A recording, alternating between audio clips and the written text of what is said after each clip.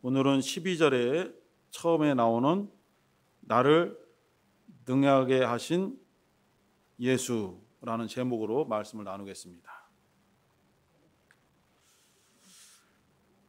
사람들은 보통 자신에 대해서 이렇게 표현할 때에 다 그런 건 아니지만은 많은 사람들이 조금 일부러 과장하는 경우도 있지만은 자기도 모르게 어떤 그 사람들의 모임 속에 있는 분위기에 휩싸여서 조금 더 오버를 하는 경우가 상당히 많이 있습니다. 연예인들은 이제 얘기하면서 실제보다는 조금 더 꾸며서 얘기해서 흥미를 유발하기 때문에 이제 MSG를 친다 이런 말도 많이 하잖아요. 그리고 남 앞에서는 자기 자신을 조금이라도 조금 돋보이게 하려는 그런 심정들이 많이 있어요. 그런데 바울 사도는 자기 자신에 대해서 아주 냉정한 그러한 사람입니다. 자기 자신을 평가할 때에 과장되게 보이려고 하지도 아니하고 조금 좋은 점만을 보이려고 하지 아니하고 있는 그대로 자기의 이 속에 있는 상태를 그대로 고백하는 사도로서 그런 것을 개인적으로 보이는 건 좋지만은 사실은 자기의 부정적이고 약한 면을 보임으로써 그것을 보거나 듣는 성도들이 사실은 사도에 대한 신뢰감이 떨어질 수도 있고 사도로서 인정하기 어려운 부분도 있을 수도 있지만은 바울은 자기의 심정을 그대로 솔직하게 많은 곳에서 고백을 하고 있습니다. 특히 로마서는 그 바울 사도가 로마 성도들이 모이는 로마 교회에 한 번도 가본 적이 없고 로마 성도들을 대면해서 만난 적도 없습니다. 없는데 바울이 개척한 교회도 아니고 처음에 오순절날 3,000명이 회개할 때에 그때의 세계 곳곳에서 몰려들었던 경건한 유대인들 중에서 로마에서 온 유대인들도 있었다고 이렇게 보통 보여지고 써 있기도 합니다. 사도행전에. 그리고 그 사람들이 돌아가서 서로 모여서 기도하고 말씀을 나누고 권면하고 전도하다 보니까 그렇게 해서 교회가 생성된 것으로 보고 있는 거죠. 그런데 이 잘 알지 못하고 대면한 수도 없고 그렇기 때문에 자기의 부끄럽거나 약점을 감추고 조금 자기가 잘하는 부분들, 자기의 좀 강점들을 보일 수도 있는데 적나라하게 로마서 편지에서 자기의 약점을 그대로 공개해 버립니다. 우리 로마서 7장 18절 한번 보겠습니다. 로마서 7장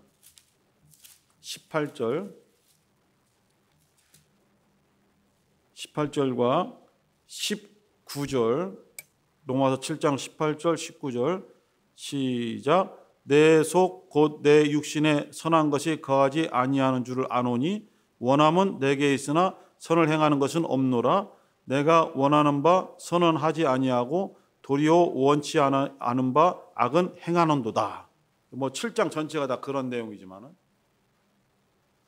어떠한 심정 고백이냐면 내 육신 속에 선한 것이 하나도 없습니다. 로마 성도가 편 쓸 때에 약간 이제 존대 말로 바꾸자면은 로마에 계신 성도님들께 지금 내가 편지를 쓰고 있지만은 나 자신도 내 이 육신 속에 하나님 보시기에 선한 것이 하나도 없는 사람입니다.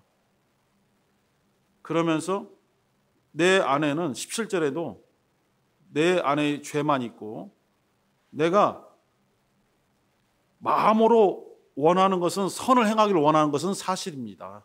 하지만은 나는 내가 원하는 선을 실제로 행동으로 행치 아니하고 악을 행하고 있습니다.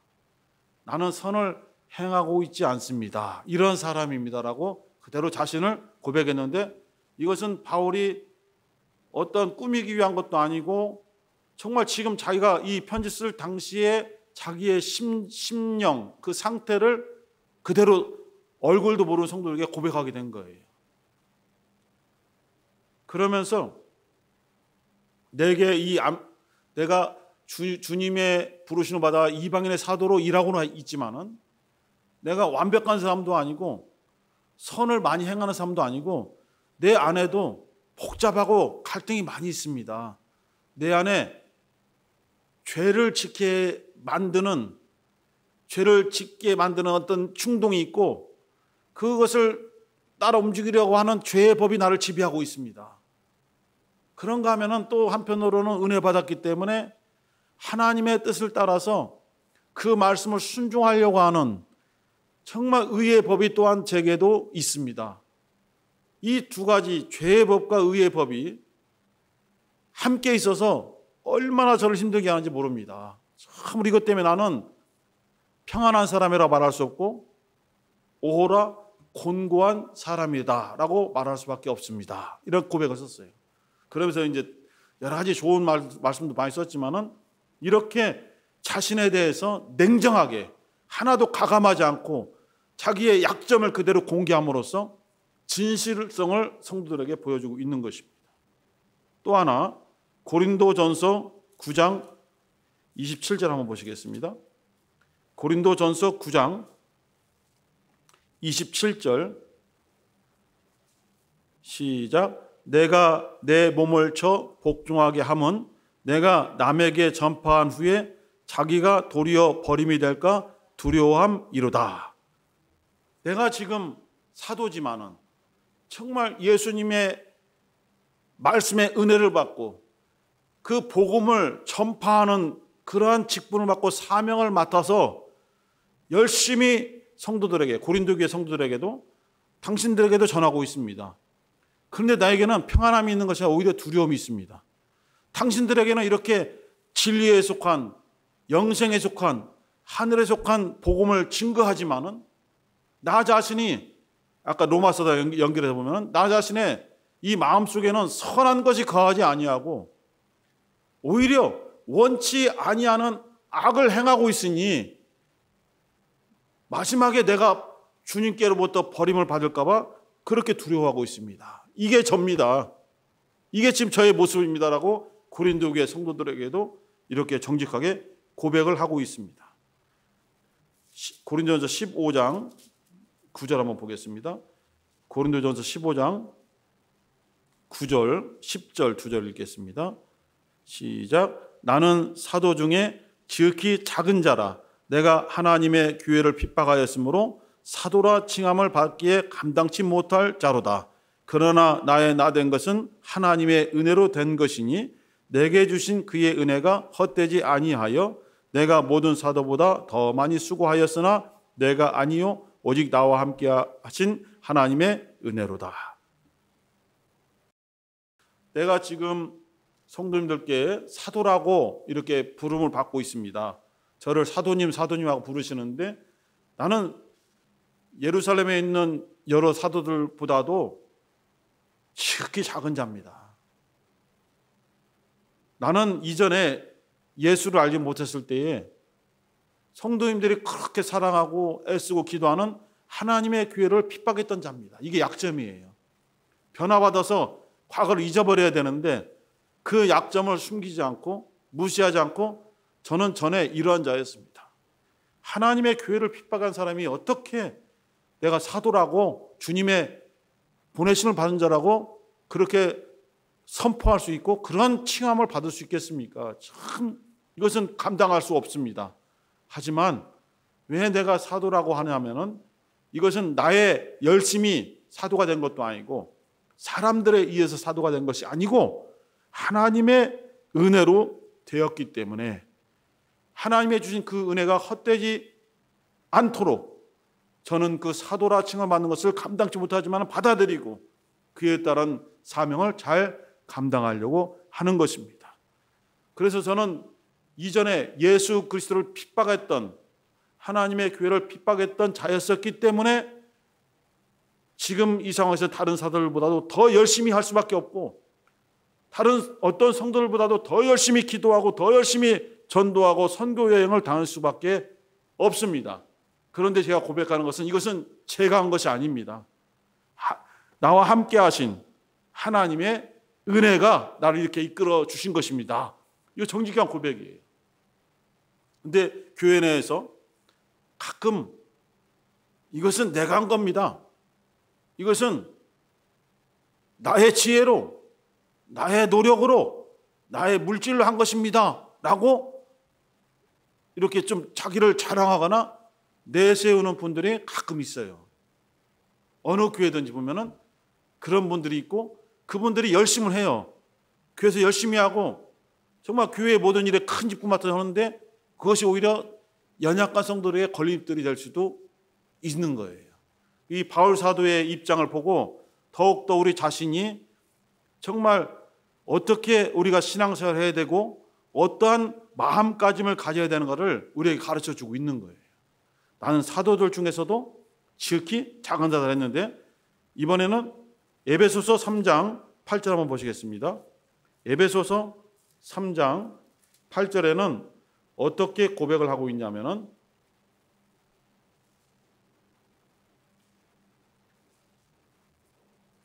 에베소서 3장 8절 시작. 모든 성도 중에 지극히 작은 자보다 더 작은 나에게 이 은혜를 주신 것은 측량할 수 없는 그리스도의 풍성을 이방인에게 전하게 하시고, 아까는 사도 중에 지극히 작은 자입니다 그런데 이제 성도들 중에서도 모든 성도들 중에서도 지극히 작은 자가 있지 않을 겁니까?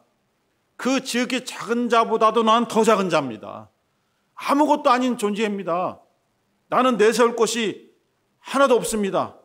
이러한 자지만은 7절에 보면은 이 복음을 위하여 그의 능력이 역사하시는 대로 내게 주신 하나님의 은혜의 선물을 따라 내가 일꾼이 되었을 뿐입니다. 하나님의 은혜 때문에 이렇게 일꾼이 되었을 뿐이지 실제로는 모든 성도들 중에서 작은 자보다도 더 작은 자입니다. 어떠한 서신서에서든지 바울은 하나님의 은혜를 강조하고 있어요. 나 된 것은 내가 된 것이 아니라 하나님의 은혜입니다. 우리가 그 성가, 복음성가로도 많이 부르잖아요. 하나님의, 박종호 씨의 하나님의 은혜, 나의 나 된 것은 하나님의 은혜입니다라는 찬양도 있는데, 이 고백이 어떤 현장에서 한 번 고백한 것이 아니라 이것이 뿌리 깊이 박혀 있는 거예요, 바울에게는. 그래서 나는 이러한 자입니다, 이러한 자입니다 했는데, 오늘 본문 중에서도 바울은 나는 죄인 중에서 괴수입니다. 죄인 중에서 가장 포악하고 가장 나쁜 죄를 가진 우두머리입니다. 이러한 저입니다. 나는 회방자였습니다. 나는 교회를 핍박한 핍박자였습니다. 나는 포행자, 폭행자였습니다. 사도행전에서 고백하기로는 나는 예수 믿는 교회에 속한 성도들을 죽인 적도 있습니다라고 고백했어요. 막 교회를 잔해, 교회를 아주 박살낸 적도 있다고 했습니다. 그래서 바울이 변화받기 전에 다메섹으로 갈 때에 그 다메섹으로 가면서 그 도중에 있던 마을에 있던 예수 믿는 사람들을 또한 막 다 핍박하고 폭행하고 때리고, 그리고 교회를 막 무너뜨리면서 다메섹까지 간 겁니다. 이러한 사람을 주님께서 부르셨어요. 이해가 안 되는 것이죠. 그래서 이 당시에 사도들도 이해가 되지 않고, 다메섹에 있던 아나니아도 아니 그 사람, 주님, 그 사람은 교회를 핍박하고 교회를 무너뜨리고 성도들을 정말 폭행을 가하고 죽인 자입니다. 그런 자를 어떻게 그런 자에게 저를 보내십니까? 할 정도로 그렇게 바울의 과거는 예수 믿는 사람들에 대해서 회방자였고 핍박자였고 폭행을 했던 자입니다. 바울은 그것을 알고 있어요. 그렇기 때문에 사도라는 칭함을 받기에도 감당치 못하지만은 이것은 자기 자신의 능력에 의해서 된 것이 아니고 하나님의 은혜라는 것을 알기 때문에 부인할 수도 없어요. 사도라는 것을 부인할 수도 없어요. 하나님이 나에게 사도로 부르셨다. 하나님이 죽은 자 가운데서 살리신 예수 그리스도께서 나를 부르셨다. 이것을 하나님의 은혜고 하나님께서 하셨기 때문에 부인할 수는 없으나 솔직한 심정은 그렇게 성도들에게 사도로 부름받는 것이 부끄러워 견딜 수가 없는 거예요. 사도님 오셨어요. 그런데 부끄러워서 견딜 수가 없는 거예요. 그런 사람을 주님께서 택하신 거예요. 그런데 사실 우리가 역사적인 사건으로 바울을 택하신 사건은 다메섹으로 가는 도상, 길가에서 주님이 택하셨지만은 바울은 나중에 고백했어요. 갈라디아서 1장 15절 보겠습니다. 갈라디아서 1장 15절 시작. 그러나 내 어머니의 태로부터 나를 택정하시고 은혜로 나를 부르신 이가, 내가 어머니의 태 속에서 잉태되어서 그 존재가 완성되기도 전에 하나님께서 이미 나를 그때 택하신 것을 나는 고백합니다. 그때의 은혜로 나를 부르신 것을 나는 그렇게 받아들입니다라고 고백을 했어요. 그래서 예수를 만나기까지의 그 젊은 시절에 한 30년의 시간들이 하나님께서 섭리하셨다. 하나님께서 나를 이방인의 사도로 부르시고 쓰시기 위해서 연단하신 시간이다라는 것을 그때 깨달은 거예요.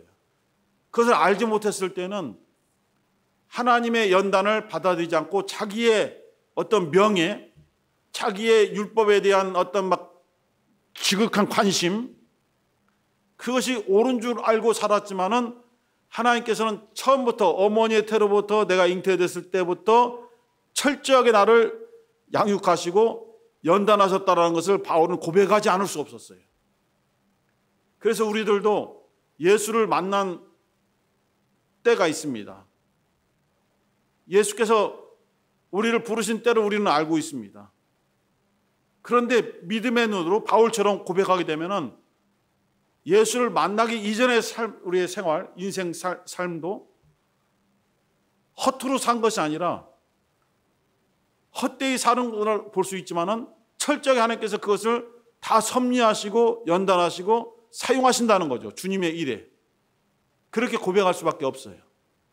그래서 바울을 예를 들면은 바울이 태어날 때부터 로마의 시민권을 가지고 태어났습니다. 그것은 자기의 어떤 출생의 혜택인 줄 알았어요. 자기 아버지가 로마 시민권을 가지고 있었기 때문에 태어나면서 당연히 로마 시민권을 가진 줄 알았어요. 그러나 그것은 하나님의 역사시죠. 하나님의 섭리하심이죠. 그 로마 시민권을 가진 것 때문에 바울이 세계 곳곳에 다니면서 복음을 전할 때에 아주 그 유리함이 있었어요. 그를 감옥에 가두고 막 때리려고 할 때에 바울이 말하기를 그 총독이나 그 백부장, 천부장에게도 로마 시민권을 가진 나를 너희들이 재판도 없이 함부로 때리느냐라고 해도 깜짝 놀랐죠. 로마 시민권을 가진 자는 함부로 폭력을 가할 수 없어요. 함부로 고문을 가할 수 없어요. 함부로 감옥에 가둘 수가 없는 거예요. 그것 때문에 바울이 다닐 때에 통행에 어떤 제한을 받지 아니하고 로마 사회에서 마음껏 다닐 수 있었던 거예요. 그것이 1차, 2차, 3차 세계 선교여행 다니는데 바울이 아니면은 사실 하기 힘든 그러한 여정들인 것이죠. 그리고 그는 헬라어에 능통하죠. 히브리어, 아람어에 능통하죠. 로마어에도 많이 능통하다는 말들도 있어요. 이렇게 언어가 능통하니 언어만 능통한 것이 아니라 그 문화에도 능통하고 여러 가지 그 사회의 문화라든가 법에도 능통한 자였기 때문에 이방인을 전도하고 이방인들을 변화시키기에는 가장 합당한 사람이죠. 가장 합당한 사람입니다. 베드로는 고넬료 가정을 변화시킨 적이 있어요. 이방인의 가정을. 그러나 처음부터 그가 이방인을 변화시키기 위해서 움직인 것이 아니라 하기 싫은 것을 억지로 한 겁니다. 욥바에서 보자기 환상을 보여주었음에도 불구하고 그 이방인의 가정에 들어가는 것조차도 꺼리끼는 사람들이 유대인들이잖아요. 같이 갔던 유대인 제자들도 꺼리끼는 상태에서 갔어요. 하나님이 보내셨으니까 와서 말씀을 전하지만은 변화 안 될 것이다 했지만은 말씀을 듣는 순간에 설교가 끝나기도 전에 그 그 가정에, 고넬료 가정에 모였던 사람들이 전부 다 성령을 받고 방언을 말하기 시작하면서 깜짝 놀란 거예요. 아니, 이들이 오순절날 우리가 받았던 성령을 받았던 것과 똑같이 성령을 받고 똑같은 방언을 말하고 있지 않느냐. 이렇게 된다면 우리가 이 사람들에게 주 예수의 이름으로 침례를 줄 수밖에 없다 하면서 그 가정에 침례를 주게 된 것입니다. 하지만 자원하는 마음도 아니었었고 이방인에 대해서 마음이 열린 상태는 아니었죠. 그러나 바울은 하나님께서 그를 이방인의 사도로 택하시기 위해서 처음부터 이렇게 연단을 시킨 거예요. 이와 같이 우리가 예수를 만나기 전에 가졌던 여러 가지 생활 또는 지식, 경험들을 복음 안에서, 예수 안에서 하나님께서는 사용하신다고 보는 것입니다. 그래서 바울은 내 어머니의 태로부터 하나님께서 나를 택하셨다라는 것을 고백할 수 있었던 거예요.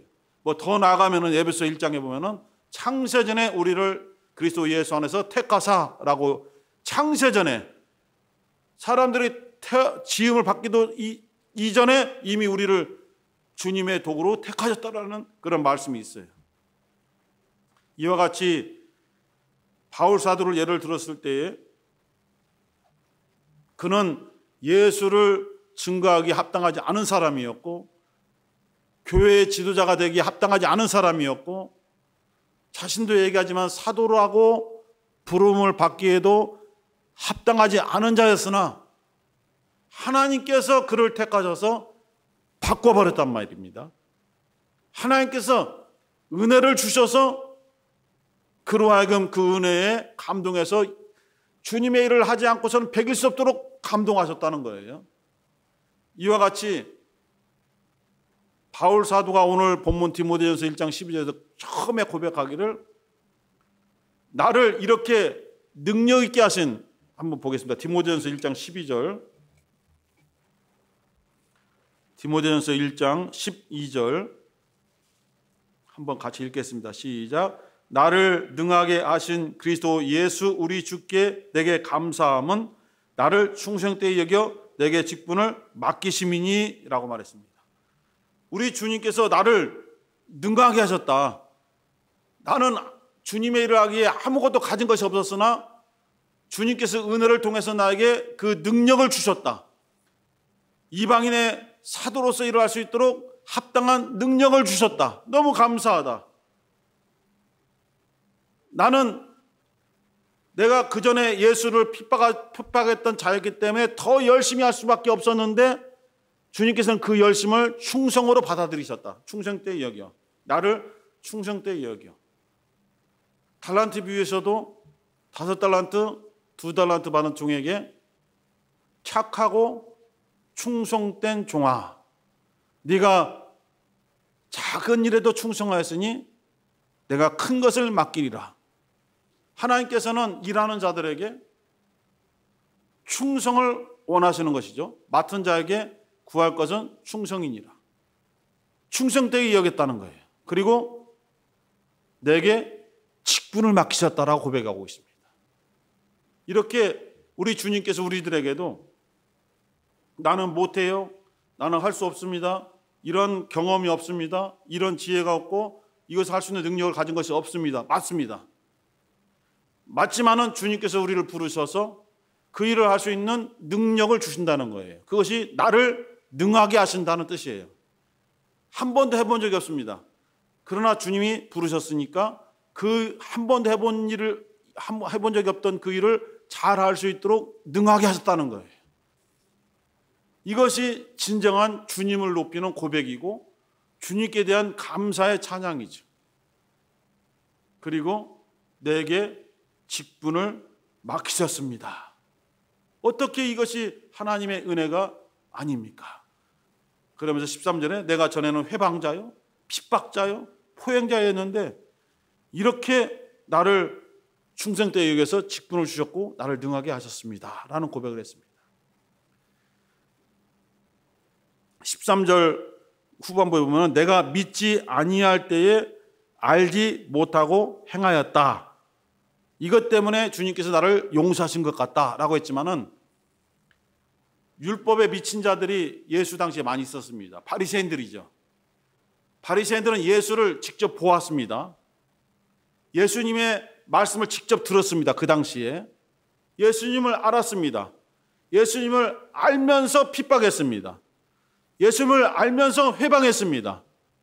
예수님을 알면서 주님의 일을 엄청나게 방해했습니다. 알면서. 그런데 바울은 나는 예수를 알지 못했을 때 이렇게 했는데 주님께서 나를 은혜를 베풀어 주시고 용서해 주셔서 나를 직분자로 세워주셨으니 나는 더 열심히 더 힘을 써서 할 수밖에 없었다라고 이렇게 바울은 고백하고 있습니다. 알고도 예수를 핍박했는데 자신이 예수를 알지 못해서 이런 실수를 범했음을 정말 계속 회개하고 계속 기도하고 주님께 용서를 구하면서 주님의 일에 충성을 다하고 있어요.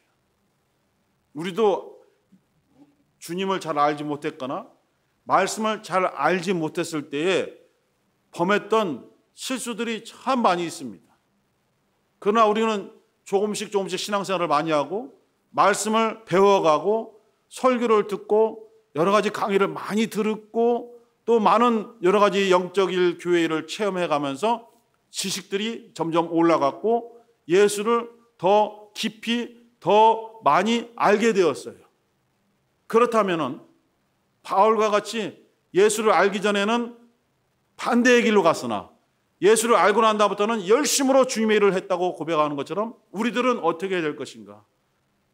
우리들도 하루가 지날수록 또 다음 주가 되면은 조금씩이라도 주님을 알아가는 분량이 커지는 거예요. 그러면은 우리는 더 열심히 해야 마땅하지 않은가라고 말씀을 통해서 우리에게 질문을 주고 계시는 것입니다. 우리 모두가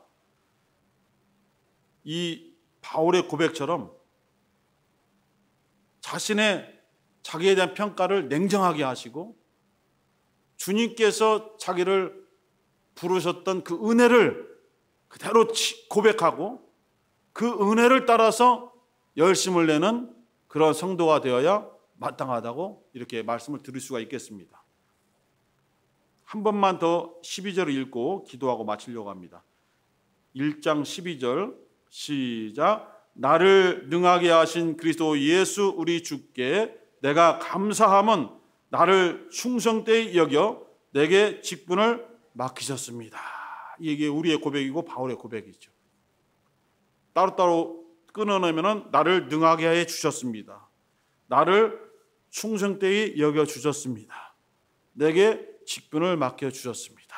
감사합니다. 주님, 이렇게 나를 능하게 하셨사오니 주님께서 주신 능력으로 주님을 위해서 일하게 도와주시고 주님이 피로 값주고 사신 교회를 위해서 성도를 위해서 일하게 도와주시고 또 주님 앞에 충성을 다하게 도와주시며 주님의 주신 직분을 가볍게 여기지 않고 정말 근면하고 부지런하게 일하게 도와주옵소서. 우리 주여 한번 부르시고 간절히 기도하겠습니다. 주여.